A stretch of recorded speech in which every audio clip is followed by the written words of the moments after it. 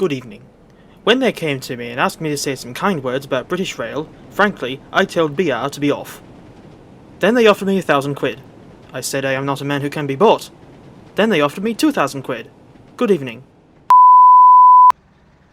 Despite the fact that I'm too young to have seen or visited England in the 1980s, I think there's something oddly charming about the aesthetic of 80s era British Rail, even though large parts of the network were in dire straits at the time.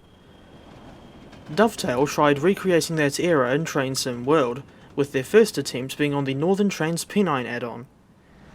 With the 80s British Rail aesthetic, and taking place in the north of England, I sometimes refer to this route as the Dream Academy line, because it reminds me of Life in a Northern Town, a very moving song released in 1985.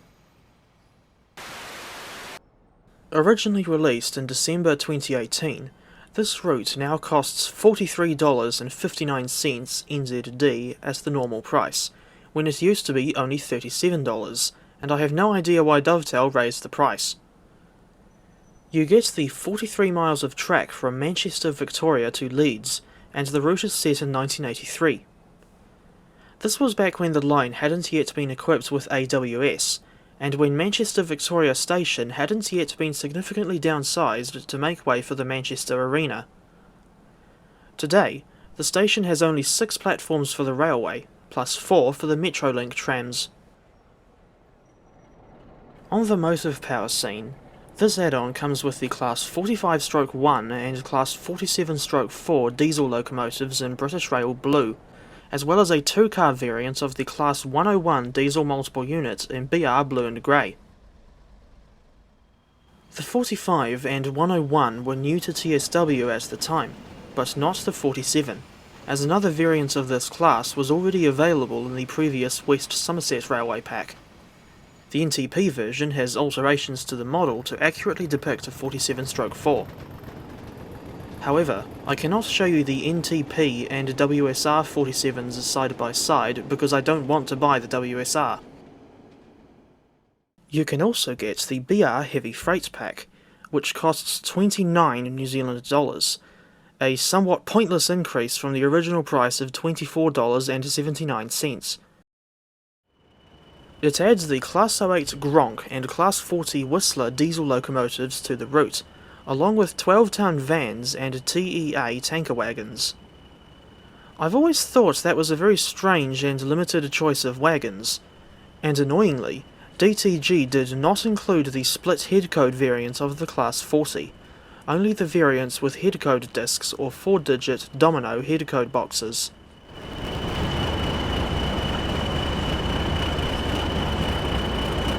Northern TransPennine doesn't come with any freight wagons by default, but you do get some coaches for the Class 45 or Class 47 to haul. These are the Mark II-A coaches, along with a Mark I-BG in the BR Blue and Grey livery, and according to real photographs from the era, the sight of a Class 45 hauling Mark I or Mark II coaches over the Pennines is historically accurate.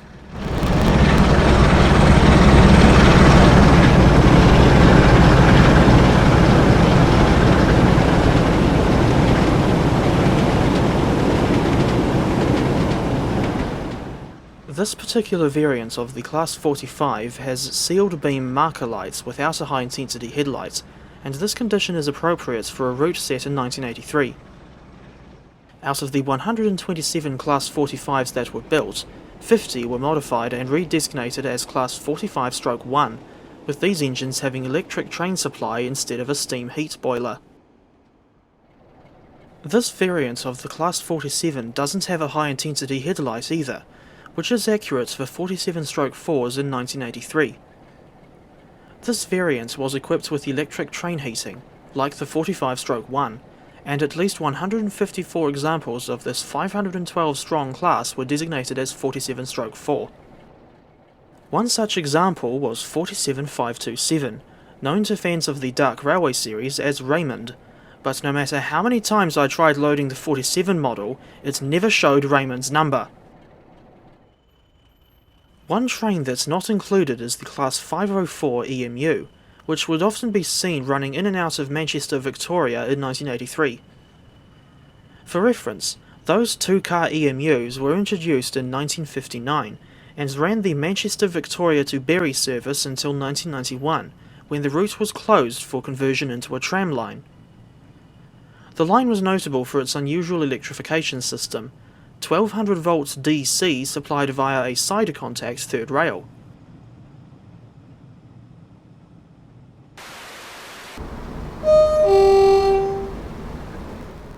I always thought that something was off with the livery textures on the 45 and 47, especially when you're looking at the side that's in shadow.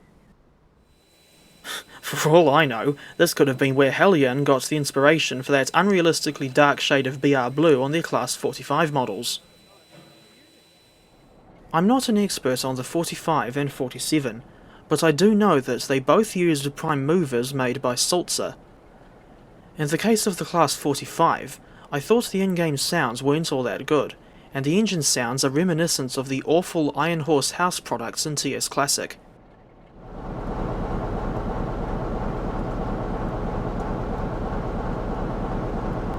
The Class 45's horn sounds way too scratchy, almost like it was synthesized instead of being recorded from the real thing.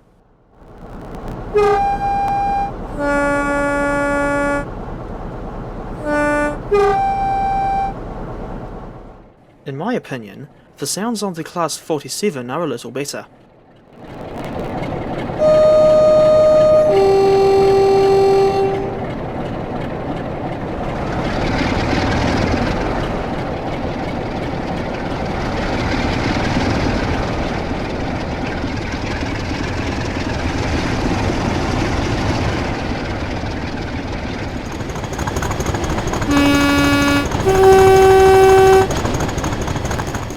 I don't really like the TSW version of the Class 40. This is due to the lack of the aforementioned split headcode variant, and it doesn't appear to have as much functionality as the Railride/AP Class 40 in TS Classic, which is a great locomotive add-on despite its age. It was released in 2015, and I'm still baffled by AP's decision to discontinue that pack. You certainly don't get a proper cold start procedure simulated on the TSW version. Well, not in timetable mode at least. Timetable mode includes 55 playable services for each of the 3 big locomotives, plus 60 for the Class 101 and 11 for the Class 08. The thing is, the list of services for each of the big locomotives are all the same, and those services will either have a 40, 45 or 47 on the point. So technically, there's only 127 playable services on this route, which results in a very spartan rail scene, especially at the larger stations in Manchester and Leeds. It takes around 1 hour and 7 minutes to cover the full route in a limited stop locomotive hauled service, or at least 1 hour and 30 minutes in the Class 101.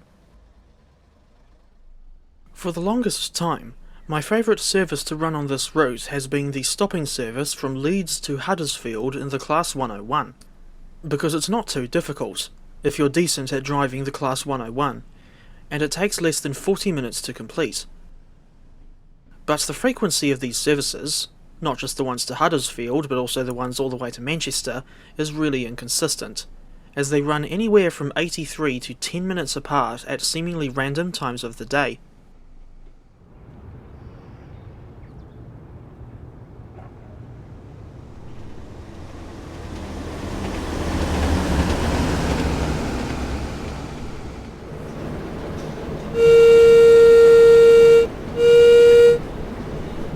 The Class 08 barely makes a dent on the rail scene in timetable mode.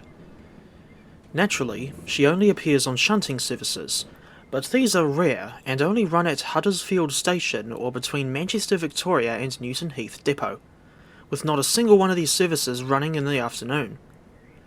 Most of the time, you'll just see an 08 sitting idle at Huddersfield with nothing to do, and only a few wagons, 2 coaches, and a lonely Class 47 for company.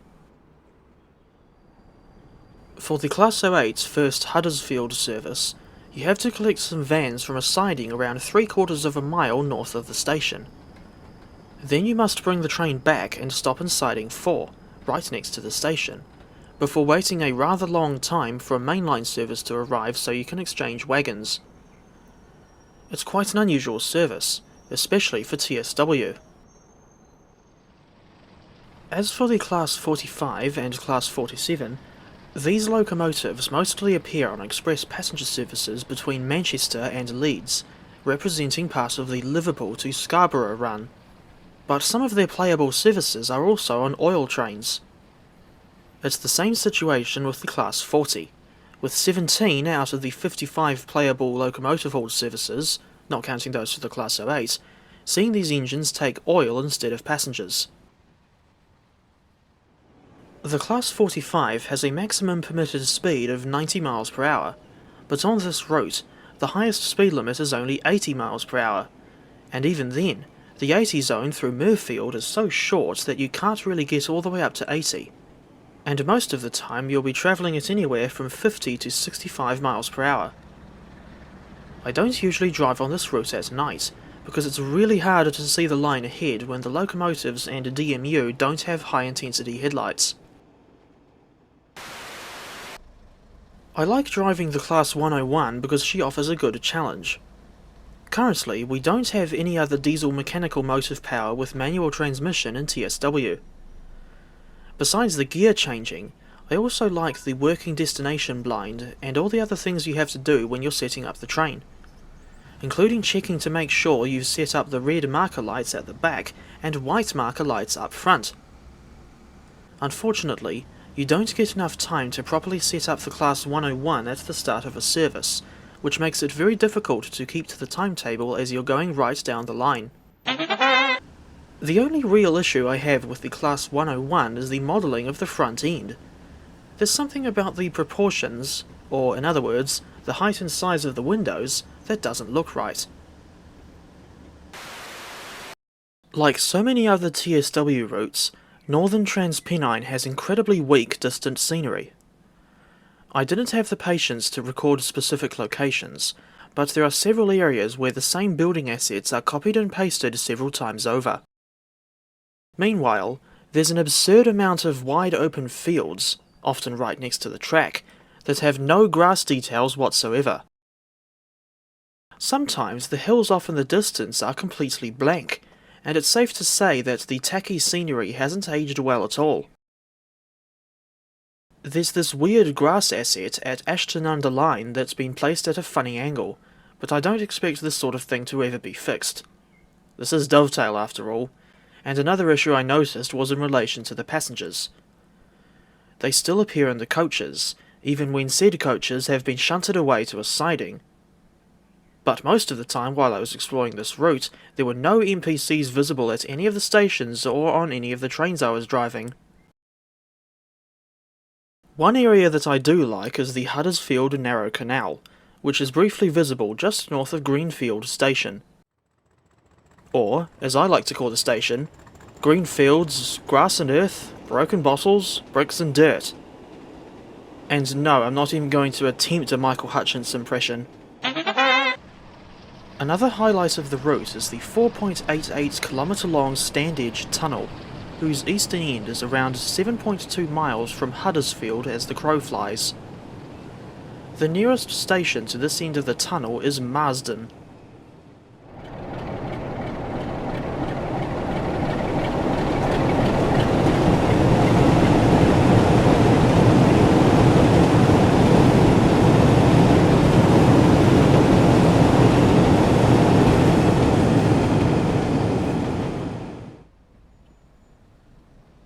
Speaking of stations, this route features two that were still open back in 1983, but had since closed.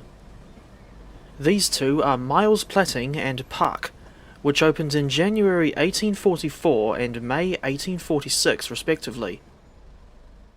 Both stations closed in May 1995, now leaving Ashton-under-Lyne as the only intermediate station between Manchester Victoria and Stalybridge.